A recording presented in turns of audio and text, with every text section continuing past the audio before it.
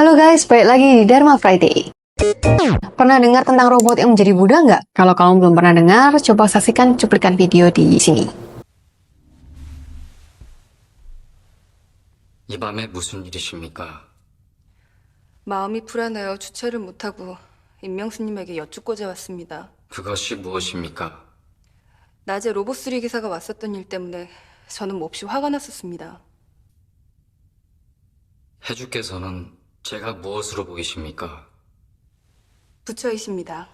Setelah menyaksikan video super singkat itu, pasti langsung muncul banyak pertanyaan di benak kalian. Terutama ketika tokoh wanita menyatakan kalau semua makhluk memiliki bibit kebudaan. Tapi di saat bersamaan, si robot yang jelas-jelas tidak termasuk dalam kategori makhluk, malah dianggap lebih mewakili nilai-nilai yang diajarkan Buddha.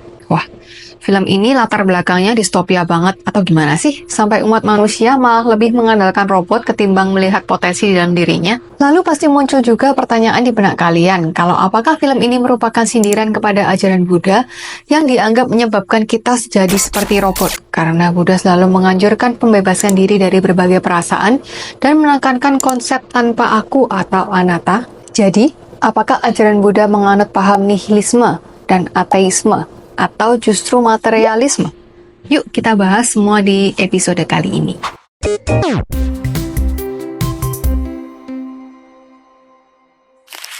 Doomsday Book, film antologi fiksi 3 kisah. Film yang sedang dibahas di Dharma Friday kali ini datang dari sebuah film antologi fiksi ilmiah Korea Selatan tahun 2012 berjudul Doomsday Book, yang disutradarai oleh Kim Ji-won dan Kim Pil-sung. Film ini menceritakan 3 kisah unik tentang dunia distopia saat peradaban manusia hancur di era teknologi tinggi modern. Namun demikian, tetap menampilkan sifat kemanusiaan dan kasih sayang sejati. Berisi 3 kisah yang terdiri dari, yang pertama, A Brave New World, adalah satir politik tentang wabah virus yang merubah manusia menjadi zombie. Yang kedua, The Heavenly Creature, adalah sebuah kisah filosofis tentang robot yang dapat mencapai pencerahan dan sifat kebudayaan yang merupakan bagian dari potensi manusia. Yang ketiga, The Birthday, adalah cerita tentang sebuah keluarga disfungsional terikat di tengah kiamat. Nah, dari 3 kisah ini, kita hanya akan bahas tentang kisah kedua, karena berhubungan dengan ajaran Buddha ya guys. The Heavenly Creature, si robot Buddha. Park Do-won, seorang teknisi muda yang bekerja di perusahaan robotika UR International, dipanggil untuk memeriksa robot RU4 bernama In Myung yang bekerja di sebuah biara Buddha. In Myung telah menjadi penganut Buddha dan mengklaim telah mencapai pencerahan. Para biksu ingin tahu, apakah dia benar-benar seorang penganut Buddha atau hanya robot yang memiliki gangguan teknis. Do-won memberikan In Myung surat keterangan kesehatan teknis yang bersih, tapi mengatakan dia tidak memenuhi syarat untuk melakukan lebih dari itu. Kemudian, ketua UR Kang dan timnya yang dipimpin oleh eksekutif penelitian Min tiba di biara untuk menonaktifkan In Myung dengan alasan bahwa dia adalah seri lama. Do-won dan Bodhisattva Hyeju kemudian mencoba menyelamatkan robot itu sendiri dari kehancurannya yang akan segera terjadi. Dari garis besar cerita Heavenly Creature atau makhluk surgawi, ada banyak banget pemikiran yang aku pengen bahas. Seperti misalnya, apakah robot bisa menjadi Buddha? Atau kalau mau lebih dalam lagi, jangan-jangan film ini ingin kasih tahu kalau ajaran Buddha menjadikan kita sebagai robot. Hanya manusia yang bisa menjadi Buddha. Kalau kamu sering mendengar nama Buddha Gautama dan kamu pikir Buddha itu hanya Buddha Gautama saja, kamu salah guys. Untuk informasi lebih lengkap tentang jenis-jenis Buddha, kalian bisa cek video Dharma Friday sebelumnya ya. Dari jenis-jenis Buddha, sebenarnya yang sering dibahas di berbagai teks Buddhis adalah sama Sambuddha, atau yang bisa disebut sebagai Buddha saja. Di dalam Mahapadana Sutta, Digya Nikaya, dijelaskan sudah ada 7 sama Sambuddha sejak 91 kalpa yang lalu. 91 kalpa atau kappa sebenarnya seberapa lama? Satuan waktu yang sering disebut kalpa atau kappa pernah kita bahas juga di dalam video ini ya guys. Sedangkan di dalam Cakawati Sihanada Sutta, Digha Nikaya, menjelaskan calon Buddha terakhir bernama Mateya di kalpa ini sebelum akhirnya kiamat dan memasuki kalpa kekosongan. Sedangkan di dalam Buddha Wamsa, dari Kudaka Nikaya, Sutta Pitaka, bukan hanya menjelaskan 7 Buddha dari 1 calon Buddha, melainkan ada 28 Buddha dan 1 calon Buddha. Dan kalau mau lebih kompleks lagi, Sambuddha Gata menjelaskan jumlah Buddha ibarat pasir di sungai Gangga yang banyaknya sudah tidak terhingga karena tidak ada awal mula dari samsara itu sendiri. Nah, lalu pertanyaannya, siapa saja yang bisa menjadi Buddha? Apakah robot bisa menjadi Buddha? Dan untuk menjadi Buddha ternyata ada syarat-syaratnya. Selain yang sudah pernah dijelaskan di video tutorial menjadi Buddha, ada hal-hal lain seperti salah satunya haruslah manusia. Kenapa hanya makhluk manusia aja yang bisa menjadi Buddha? Ya, karena manusia memiliki kemampuan untuk melihat dualitas atau dua kondisi dalam kehidupan ini. Dalam Roga Sutta, Anguttara Nikaya 4, Sutta ke-157 disebutkan, ada 8 kondisi duniawi yang mencengkram kehidupan manusia, yaitu untung dan rugi, terkenal dan tersisih, dipuji dan dicela, serta bahagia dan sedih. Dari 8 kondisi duniawi itu bisa menciptakan perasaan-perasaan. Di dalam Bahuvedaniya Sutta, Majjhima Nikaya, Buddha menjelaskan perasaan dengan perhitungan yang mendetail sebagai berikut. 1. Bisa menjadi 2 perasaan yang terdiri dari menyenangkan dan tidak menyenangkan. 2. Bisa menjadi 3 perasaan yang terdiri dari menyenangkan, tidak menyenangkan, dan netral. Yang ketiga, bisa menjadi 5 perasaan yang terdiri dari menyenangkan jasmani, menyenangkan batin, tidak menyenangkan jasmani, tidak menyenangkan batin, dan netral untuk jasmani dan batin. Keempat, bisa menjadi 6 perasaan kalau berdasarkan jumlah 5 panca indera, mata, telinga, hidung, lidah, tubuh, serta batin.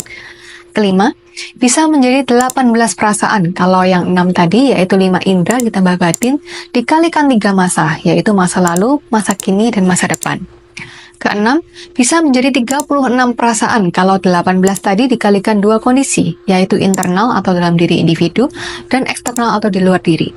Yang ketujuh, bisa menjadi 108 perasaan kalau 3 perasaan nomor 2 dikali 6 perasaan yaitu panca indera ditambah batin dikali 3 masa, dikalikan 2 kondisi internal dan eksternal.